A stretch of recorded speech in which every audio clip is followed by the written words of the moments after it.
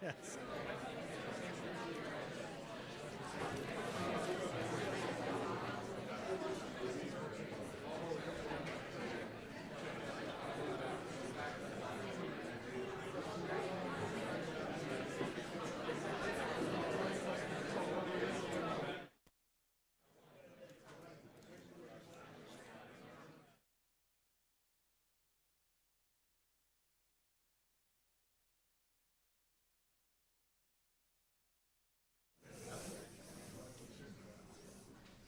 Okay, well, welcome everyone to the annual Saskatchewan Law Review lecture, and hello to everybody who is joining us online. My name is Martin Phillipson, and I'm the Dean here at the College of Law at the University of Saskatchewan, and I'm also the faculty editor of the Saskatchewan Law Review. As we gather here today, we acknowledge we're on Treaty 6 territory in the homeland of the Métis, and we pay our respect to the First Nations and Métis ancestors of this place, and reaffirm our relationship with one another. I'd like to acknowledge some members of the judiciary who have joined us today, Chief Justice Robert Lehrer of the Court of Appeal and Chief Justice Martel Popescu from the Court of Queen's Bench of Saskatchewan. And I would like to thank our guest speaker, the Honourable Justice Malcolm Rowe, for joining us today. It means a great deal to the college that once again able to host a justice from the Supreme Court of Canada, and it's a wonderful opportunity for our students and faculty and others, and we're extremely honoured to host you today. I would now like to introduce the managing editors of the Law Review, who will give the formal introduction, Ala Buzatit, Carla Fast, and Brenna Trefo. Thank you.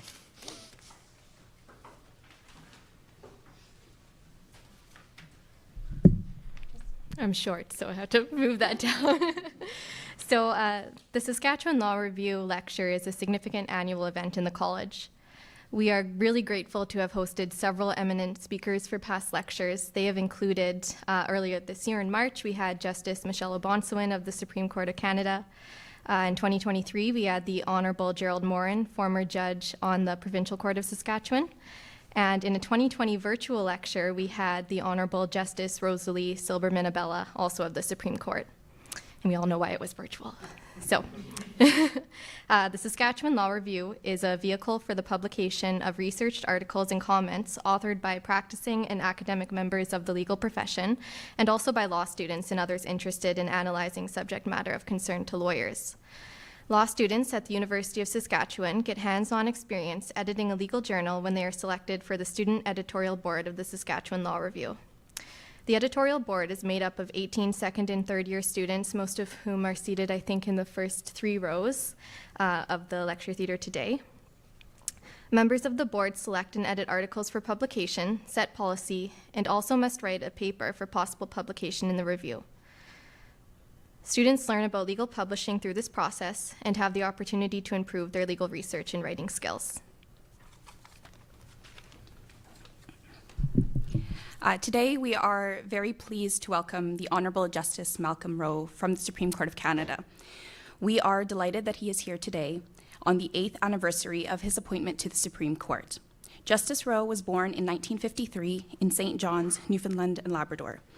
He attended Memorial University from 1970 to 1975 and earned a Bachelor of Science and a Bachelor of Arts. He then attended Osgoode Hall Law School, where he earned his LLB. He was called to the bar of Newfoundland and Labrador in 1978 and became a member of the Law Society of Upper Canada in 1986. Justice Rowe first worked as clerk assistant in the House of Assembly of Newfoundland and Labrador, where he served as procedural advisor to the Speaker. In 1980, he joined the Department of External Affairs as a foreign service worker. In 1984, he joined the Ottawa office of Gowling and Henderson, first as an associate and then as a partner. While in private practice, he was part of the legal team that took the dispute over the determination of Canada's maritime boundary around the French islands of Saint-Pierre and Miquelon to international arbitration. He was also intensively involved in international negotiations and litigation concerning high seas overfishing on the Grand Banks of Newfoundland.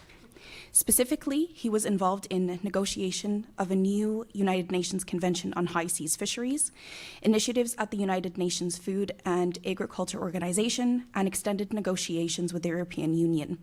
In 1992, he was acknowledged with the Queen's with a Queen's Counsel designation. In 1996, he became Clerk of the Executive Council and Secretary to Cabinet in the Government of Newfoundland and Labrador. While in this position, he continued to advise Canada's litigation team in the high seas fisheries case brought by Spain before the International Court of Justice.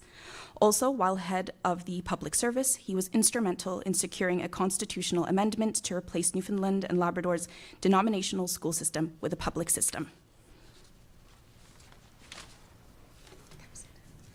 Justice Rowe was appointed to the Newfoundland and Labrador Supreme Court Trial Division in 1999 and was elevated to the Court of Appeal in 2001. Justice Rowe served as a lecturer in public and constitutional law at the University of Ottawa Faculty of Law, as well as chair of the International Law section of the Canadian Bar Association. He published various articles on public and international law and served on the board of directors of the Canadian Superior Court Justices Association. He was chair of the advisory committee on the federal judicial appointments for Newfoundland and Labrador from 2006 to 2012. From 2002 to 2016, he was involved with Action Canada, a youth leadership development program, as an advisor, mentor, and member of the National Selection Committee. He was appointed to the Supreme Court of Canada on October 28, 2016. Welcome, Justice Rowe.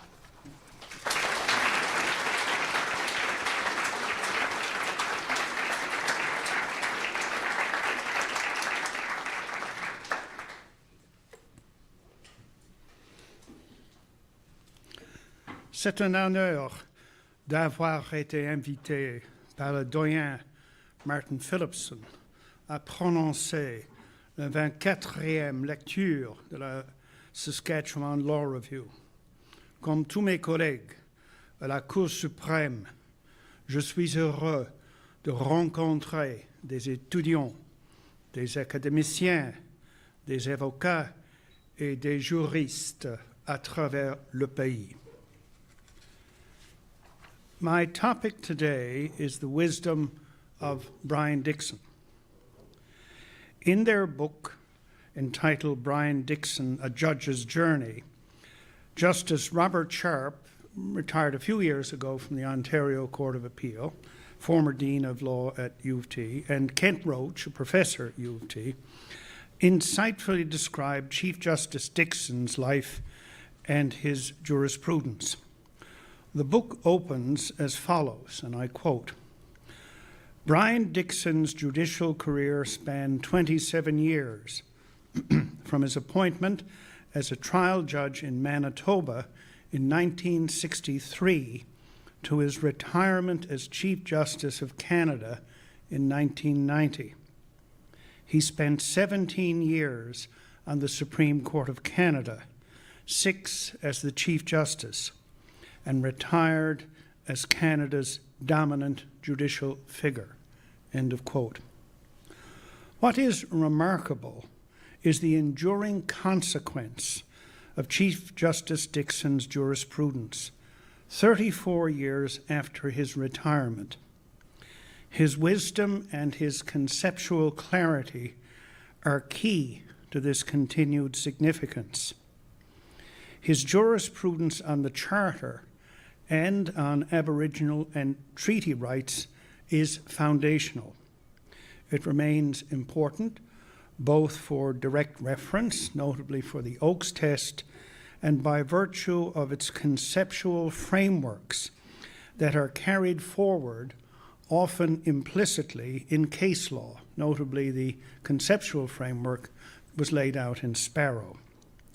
I will discuss 3 foundational cases which Chief Justice, where he wrote, Big M Drug Mart, relating to the scope of charter rights, Oakes, relating to the limitation of rights under Section 1, and Sparrow, as to the nature of Aboriginal rights. The last of these he wrote with Justice Laforêt. These 3 cases, and others, written by Chief Justice Dickson, warrant continued close study. To begin with Big M Drug Mart, 1985. Big M Drug Mart was charged with opening on Sunday, contrary to the Lord's Day Act. Big M challenged the constitutionality of the act on the basis that it violated freedom of religion. Justice Dickson wrote, "The purpose of religious freedom is so, quote, that every individual is free to hold and manifest whatever beliefs and opinions his or her conscience dictates, provided, inter alia, only that such manifestations do not injure his or her neighbors or their parallel rights to hold and maintain and manifest beliefs and opinions of their own," end of quote. Applying this, the court found that the Lord's Day Act violated Section 2A of the Charter, freedom of religion, as it compelled others to observe the Christian Sabbath. The court went on to decide that the violation could not be justified under Section 1, as the purpose of the act was to compel religious observance. Now, what is the significance of the case? In Big M, Justice Dickson explained that the Charter, being constitutional in nature, is different from, in nature and status from the Canadian Bill of Rights, which was, of course, simply a federal statute. In light of this, the court overturned one of its precedents, Robertson and Rostani versus the Queen, which had upheld Sunday closing laws under the Canadian Bill of Rights. Hunter and Southam, which had been decided the year before Big M, had established the broad contours of purposive interpretation. Big M built on this to set out the classic statement of the purposive approach to interpreting the Charter. And in my remarks, I will draw extensively on paragraphs 116 and 117 of that decision. The purpose of the Charter is to be ascertained by, quote, reference to the character and larger objects of the Charter itself, to the language chosen to articulate the specific right or freedom, to the historical origins of the concepts enshrined, and, where applicable, to the meaning and purpose of the other specific rights and freedoms with which it is associated within the text of the Charter. End of quote. Let me list these four factors one by one. First, the character and larger objects of the Charter. That is, its nature as a constitutional instrument and its objective to protect and promote a free and democratic society within Canada. Second, the language chosen to articulate the specific right or freedom, that is, the texts. 3, the historical origins of the concepts enshrined, that is, how the Charter was conceived of by those who adopted it, having regard to the principles of the common law and principles incorporated in international instruments to which Canada was a party or for which Canada was supportive. For example, the United Nations Declaration, Universal Declaration of Human Rights. And then fourth, and again drawing on the wording used by Justice Dickson, where applicable, to the meaning and purpose of the other specific rights and freedoms with which it is associated within the text of the Charter. For example, the fundamental freedoms under Section 2 are to be interpreted having regard to one another. Freedom of religion, freedom of liberty of expression, freedom of association, and the like. And of course, another example of this is the legal rights set out in Sections 7 to 14. One reads them having regard to one another because their purposes are of a similar nature. So those are the four factors which Chief Justice Dickson said inform the scope of a right. He went on well, pardon me, I would note my own view. Note, these four factors relate to the situation at the time of the adoption of the Charter in 1982. But this is not originalism. A purposive approach situates the object and the purpose and the nature of the right by reference to the circumstances in which it is adopted. However, the living tree continues to flourish.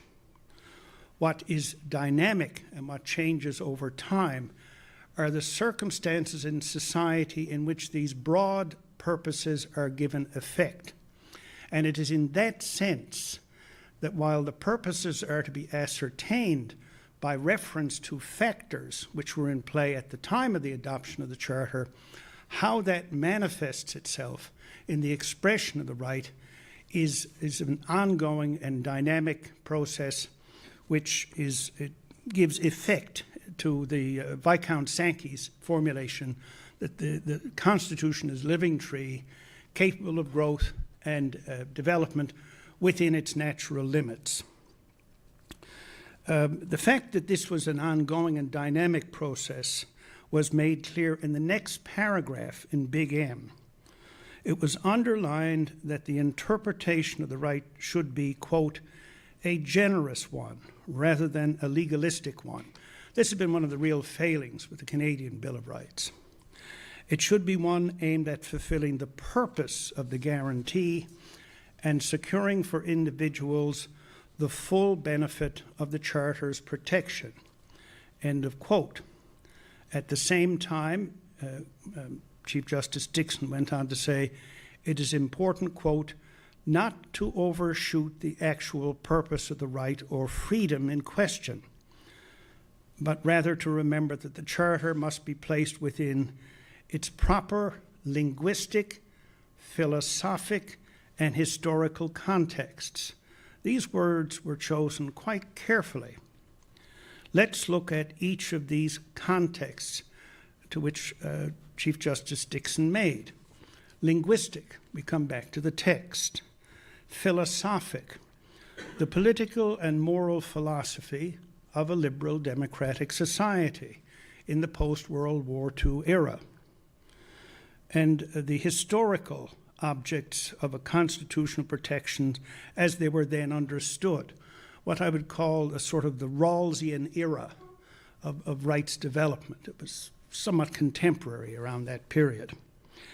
There is a clarity, coherence, and consonance to the Big M test for Charter interpretation. It set out the interpretive framework that continues to govern.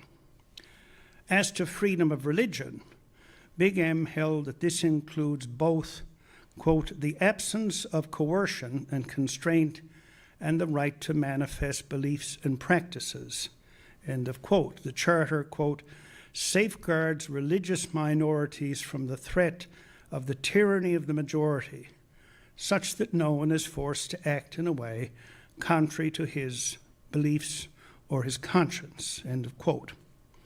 As well, Big M was the first case to deal conceptually with the justification analysis under Section 1. The first step was to determine, quote, which government objectives are of significant importance to warrant overriding a constitutionally protected right or freedom, end of quote. Then a court must decide, quote, if the means chosen to achieve this interest are reasonable, if the means chosen are reasonable, a form of proportionality test, end of quote. That was what was said in Big M Drug Mart. I'll come back to Section 1 and the proportionality test in a moment. What is the enduring legacy of Big M Drug Mart?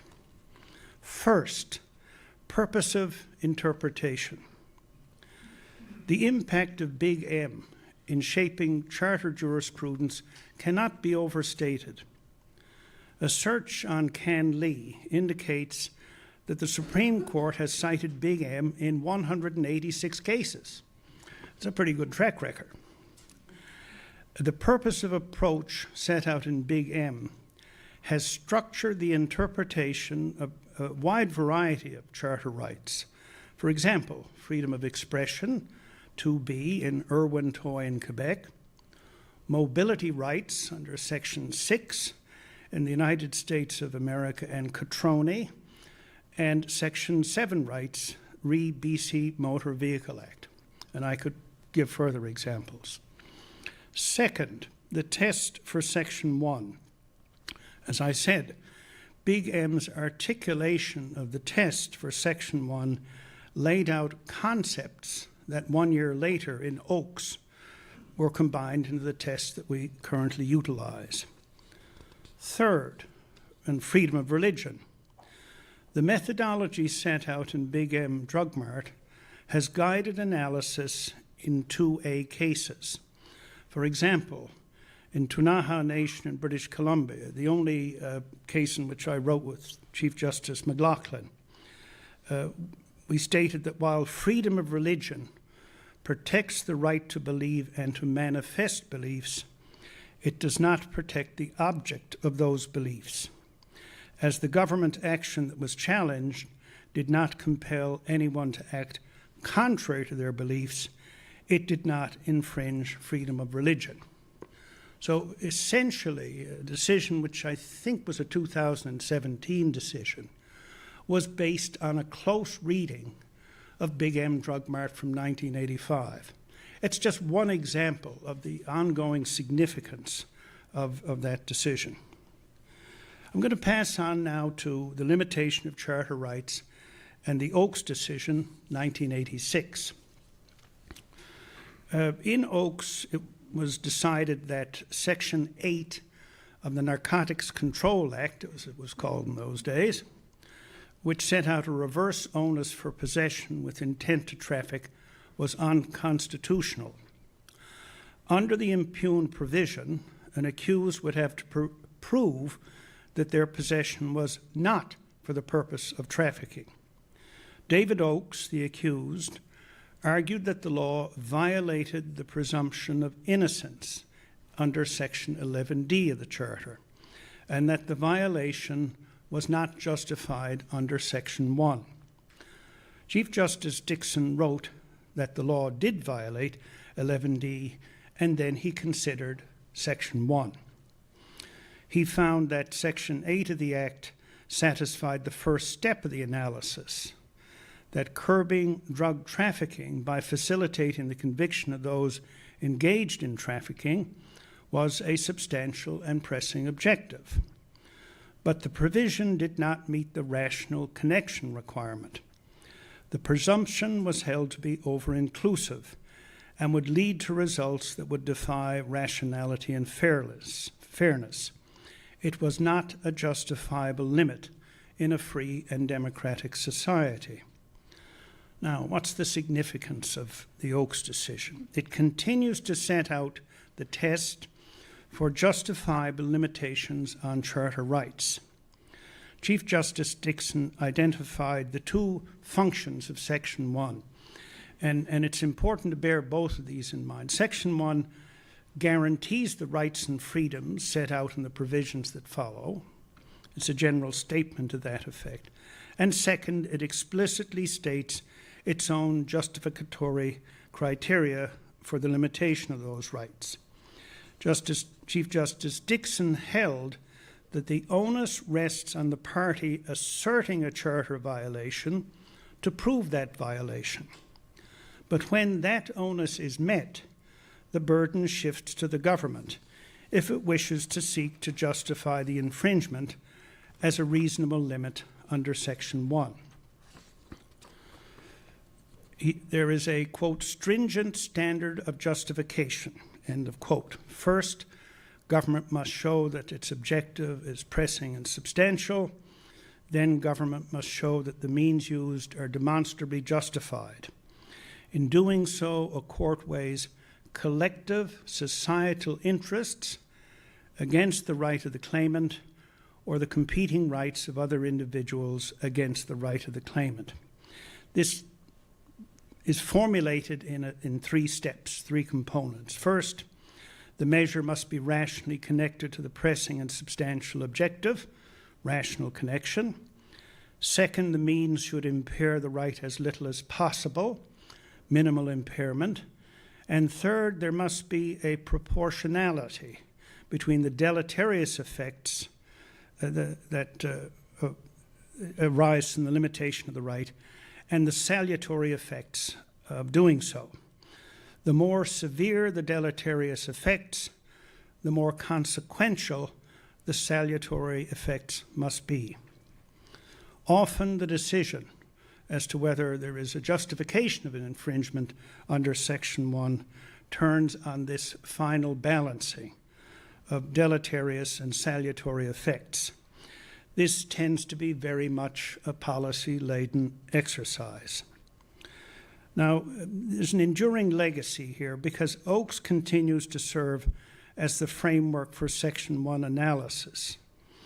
Over time, this framework, I have to tell you, seems to have become less clear when it relates to legal rights, Section 7 to 14 of the Charter. And I'm going to give you a quote from Constitutional Law by Haag and Wright. I'm quoting from the 2023 version, starting at pages 14-13. Quote, "The key question is whether and how the countervailing charter rights of third parties or other values or societal interests should inform the principles of fundamental justice under Section 7 or the analysis under Section 1. The Supreme Court of Canada has not adopted a consistent approach to this question over the years." Not my words, those of others, but I quote it. That's, of course, a question for another day, but I do note it because while I think the jurisprudence on Section 1 has been consistent and somewhat clear, the interrelationship between the justification exercise under Section 1 and the operation of the internal limits under Section 7 is not clear. However, returning to Oakes, the three-step proportionality test, which is set out therein, has informed adjudication of rights in the United Kingdom, in Israel, in Hong Kong, at least for a while, in Australia and in South Africa. So this is a great credit. It's a great credit to the court and it's a great credit to Chief Justice Dickson. I'm going to turn now to the third case, and that one relates to the nature of Aboriginal rights. Sparrow, the Queen and Sparrow, 1990. In 1985, Ronald Sparrow, a member of the Musqueam First Nation, went fishing on the Fraser River. He was charged under the Fisheries Act for using a net that was longer than that which was prescribed in the regulations and that had been put in his license. You may use a net of a certain length, no longer. His net was longer, and he was charged accordingly. At trial, he argued that the license requirements were inconsistent with his rights that were protected by 35(1) of the Constitution Act 1982. Chief Justice Dickson and Justice Laforêt described the rights protected under Section 35(1). And again, it's a classic statement. He said the rights that were recognized and affirmed were those, quote, in existence when the Constitution Act came into effect. However, they should not be read so as to incorporate the specific manner in which the right was regulated before 1982. Thus, and I continue the quote, the nature of government regulations cannot be determinative of the content and scope of an existing Aboriginal right. End of quote. Aboriginal rights were constitutionally protected, and governments can infringe them only in limited circumstances, and if they wish to do so, governments bear a high burden of justification. I don't have a quote for that, but that's what was also contained in Sparrow. Now, the significance. Sparrow was the first case to delineate the scope of Aboriginal rights. Others had touched on it, like Guérin, but Sparrow addressed it more directly and more generally. 35.1 was to be interpreted in a purposive, liberal, and generous way. Now, you have to watch it with purposive, because purposive in the context of Aboriginal and treaty rights is not to be confused with purposive in terms of the interpretation of charter rights, which is in turn not to be confused with the purposive approach to statutory interpretation. I hope that's clear. But he said it's to be interpreted in a purposive, liberal, and generous way. And this continues to structure the analysis. As Robert Sharp has observed, Justices Dickson and Laforêt, and I quote from what Bob wrote, opted for a flexible interpretation that would allow evolution over time and require justification of all limitations whenever imposed. End of quote. Professor John Burroughs argues that in the framework for justifying infringement of Aboriginal rights, the court struck a compromise between two extremes.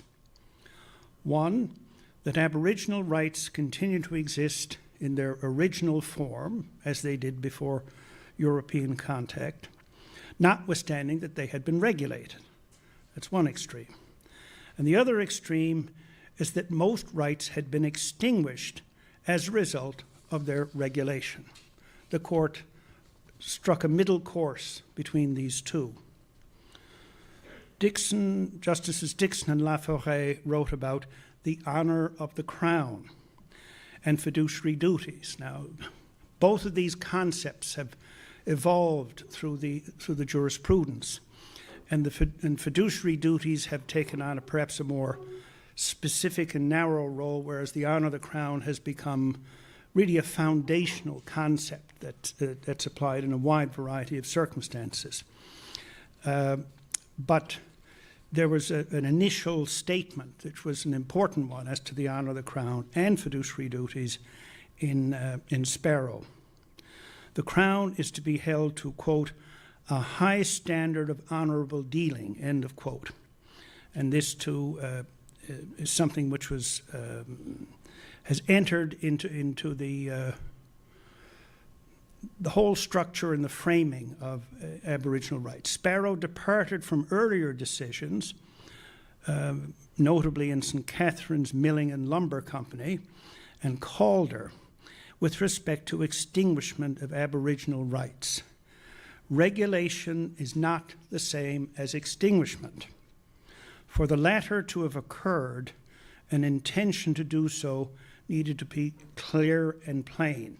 I mean, we overlook how significant that one determination was. It really provided the opportunity for rights which had been linked to the existence and operation of Indigenous societies to be given an ongoing and contemporary manifestation which would change over time, as opposed to being cut off or unduly limited by saying all that existed was that which was remaining after you applied the regulatory structure to harvesting and use of resources in particular. The enduring legacy, the scope of Aboriginal rights. Sparrow did not set out a framework to decide the existence and content of an Aboriginal right. That followed in Vanderpeet, 1996, several years later. However, the test in Vanderpeet built on the foundation set out by Justices Dickson and Laforêt, when the court stated that in Sparrow, the Musqueam fishing practices, quote, have always constituted an integral part of their distinctive culture, end of quote. As Chief Justice Lemaire wrote in Vanderpeet, Aboriginal rights protected in 35(1) are those integral to the distinctive culture of the Aboriginal group claiming the right. End of quote. Infringement, I'll just touch briefly on it. In Delgamu, the test for the infringement of rights set out in Sparrow was extended and applied to the infringement of Aboriginal title. Ongoing negotiations. Justices Dickson and Laforêt recognized that giving effect to Aboriginal rights is an ongoing process. They wrote that 35(1), quote, provides a solid constitutional base upon which subsequent negotiations can take place, end of quote. And I'll say a little bit about sovereignty. Justices Dickson and Laforêt stated, quote, there was from the outset never any doubt that sovereignty and legislative power, and indeed the underlying title in such lands, vested in the Crown, end of quote. Thus, the Supreme Court situated Aboriginal and treaty rights, which I would consider a type of sovereignty, within the overarching sovereignty of the Canadian state. For Canada to exist, that sovereignty must exist. But it seems to me that one way of understanding the relationship of Indigenous peoples to Canada is that of a sovereignty within a sovereignty.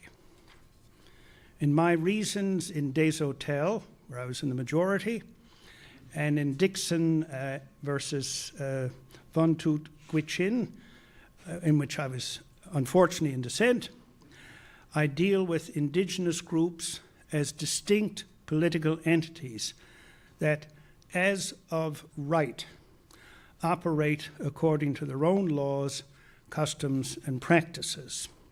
As a final point concerning Chief Justice Dickson, I would note that after he retired, he was considerably involved, deeply involved, in the establishment of the Royal Commission on Aboriginal Peoples. In closing, Brian Dickson was a person of goodwill. He was a jurist of insight and principle. He embodied fairness along with prudence. He sought to advance social justice with moderation. His jurisprudence was grounded in the historical context of Canada. He was unfailingly respectful of our traditions and institutions, and this was reinforced by his military service. His were liberal sentiments in a way that John Rawls was liberal. I think they were not quite contemporaries, but I'm not getting again into John Rawls, a bit late in the speech for that. But I see a great many parallels in the broad outlook of the two men. Brian Dickson was a wise man. As lawyers, jurists, and citizens, we continue to benefit from his wisdom through the foundational jurisprudence that he wrote. He exemplified all that a good judge should be. Thank you.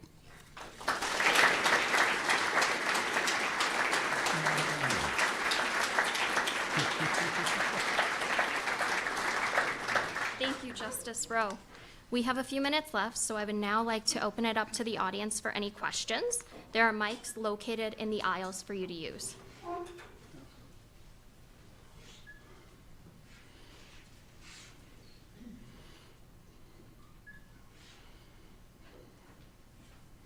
It may have been a soporific address that put you to sleep.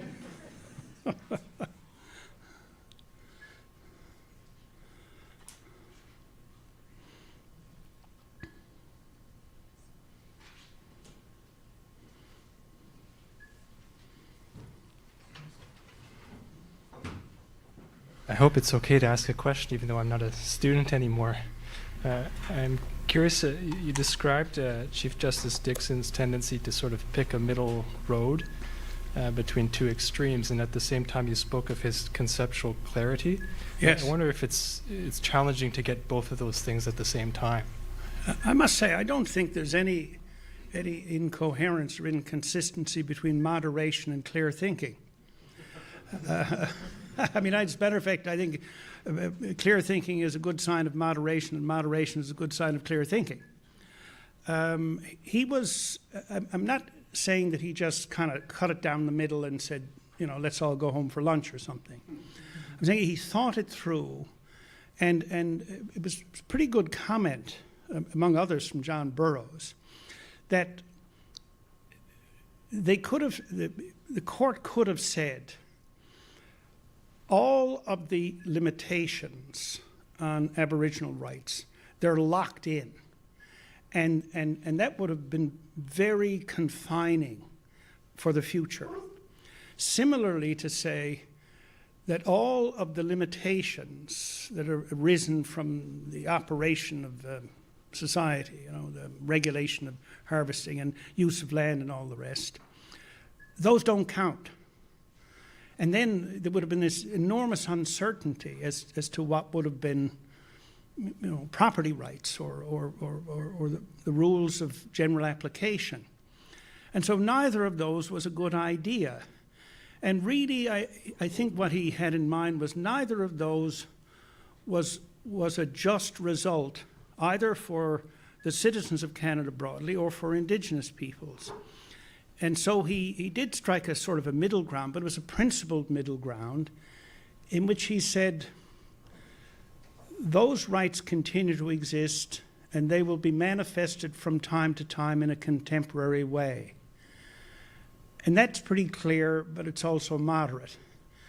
And so I think it was just, there's something called good common sense too. I think he had a great deal of that. But it goes beyond common sense. It's about insight. It's about wisdom. What is a wise disposition? What is a just and durable foundation on which to address how we give effect to the Charter? So, yeah, that is how I'd reply to that question. Yeah. Justice Rowe.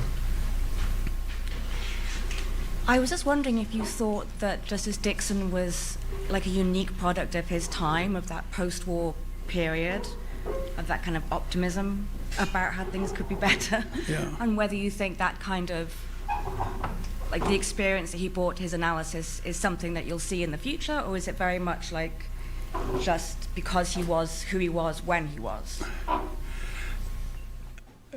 mean, the immediate post-war period, the 50s, 60s, 70s, obviously up to the early 80s, 85, 90 when he left the court, there was a sense of optimism, but it was optimism that was not based on the idea that things inevitably would go well. I mean, there was the Second World War, right? Things had gone terribly wrong, and enormous effort and sacrifice and commitment had to be made to put them on a sound footing for the future. So I think it was a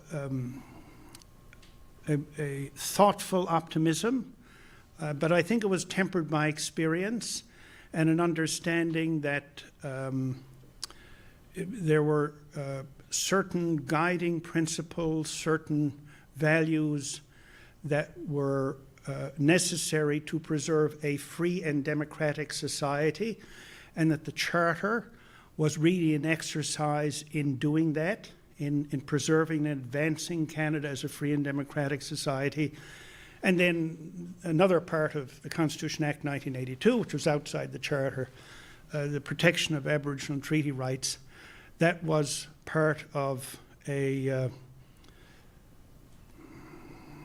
something that we had to do as a country to become our better selves, because it was a matter of great failure, and it needed to be addressed, and it needed to be addressed in a principled and ongoing and serious way.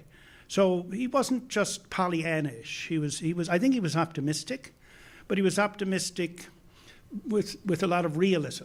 Yeah. My question is, you spoke about Chief Justice Dixon's jurisprudence and its influence across the world. So I was wondering if you could speak a little bit more about Canadian jurisprudence and law and its influence in general in the global sphere and international law, and maybe how that might create a responsibility, and how do we respond to like more unique challenges as law students, lawyers, and courts in international law that we haven't seen before, such as climate change and the rights of Indigenous people. Right. I think it's important to bear in mind the distinction between international law and comparative law. Okay? International law, broadly speaking, is the law of nations. Now, some of it does relate to individuals, but it's mainly how states relate to one another.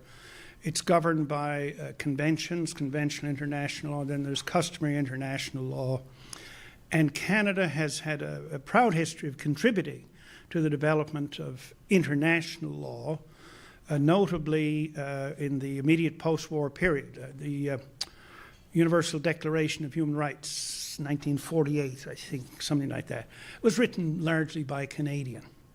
Maybe we should be a little more active in those fora. But comparative law is the law of other countries, domestic law of other countries. And so when I spoke about the influence of the jurisprudence and the, for example, the Oakes test, and I referred to, I guess, the UK, Hong Kong, Australia, South Africa, and Israel, that's comparative law rather than an international law. And there is, I think, a more direct impact through comparative law than there is through international law. And while we have to make our own decisions, of course we can learn from comparative law. And I'd give you a very good example of a body of comparative law which I think is very helpful in informing charter jurisprudence. Decisions relating to the European Convention on Human Rights.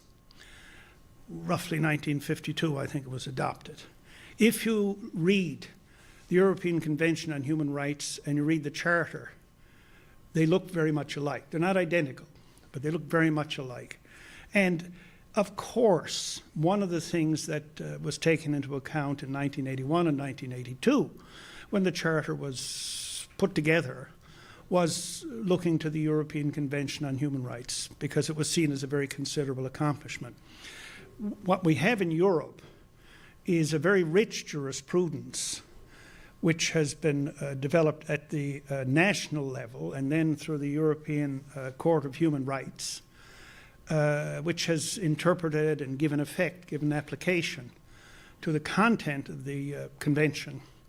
And because it so closely parallels the content of the Charter, and because we're dealing with countries of a broadly similar character, right? Western industrialized countries, you can look to the comparative situation in Europe and say, well, how have they approached things? Is there something there for us to learn? And I think they are looking to us as well. I didn't refer to the European Court, but yeah, I think, well, I do know that they have regard to our decision. So the jurisprudence of the Supreme Court, particularly that of Justice Dixon and others, its contribution is more directly in the comparative law area rather than international law. Yeah.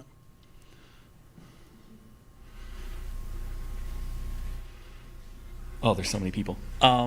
I guess my question is, as a law student, something I've really struggled with is maybe situating Section 7 of the Charter versus the Oakes precedent that we've established, and you talked about Justice Dixon, sort of where it was foundationally at in the 80s when he sort of created and walked through Oakes, and versus where we are now with Section 7 jurisprudence of sort of, when is Oakes ever really applicable? I kind of wonder to myself, like, is the jurisprudence around Section 7 still consistent with Oakes? Is this idea that we're talking about like individualized rights in Section 7 principles of fundamental justice versus this sort of generalized populist analysis that takes place in Section 1, is that what the intent was when we looked at Section 1, or is this evolution in the jurisprudence like Michaud kind of really changed that? I think one of the things you have to take into account is that while most charter rights do not contain internal limits, Section 7 does. It talks about life, liberty, and the limitation of this in accordance with the principles of fundamental justice. Okay.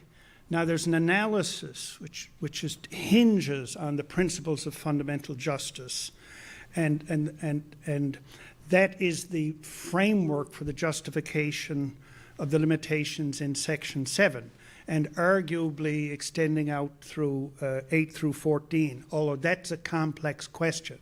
How much the internal limits of 7 are manifested in 8 to 14, or if there's an infringement of 11D, do you go to Section 1, etc. I've spilled some ink on that one myself.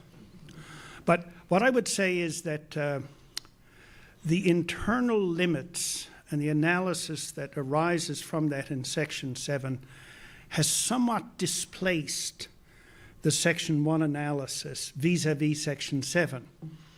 And I think that's valid. But Section 1 doesn't disappear. And there may be factors that are given a certain effect under Section 1 that aren't given the same effect under the principles of fundamental justice. So I think it's an area where maybe the Supreme Court of Canada should clarify the methodology a little bit. I mean, I'm not saying that it's incoherent. I'm just saying that I don't think we've laid out a sufficiently clear roadmap. And one of the responsibilities of the Supreme Court of Canada, perhaps like the prime directive, is give clear guidance, right?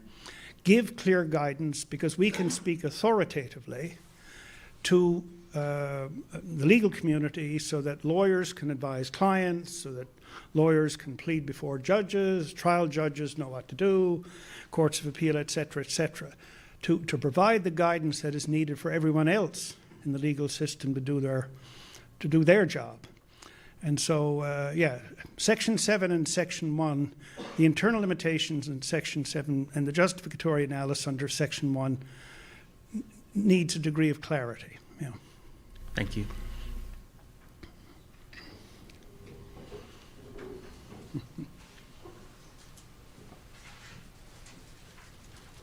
We have reached the end of our available time. Thank you everyone for your questions and your interest in today's lecture. If you haven't had a chance to enter the door prize, please feel free to do so. On behalf of the editorial board of the Saskatchewan Law Review, our student body and faculty, thank you, Justice Rowe, for bringing this lecture to us today. We appreciate your insight you have provided on the work of Chief Justice Dickson. Thank you.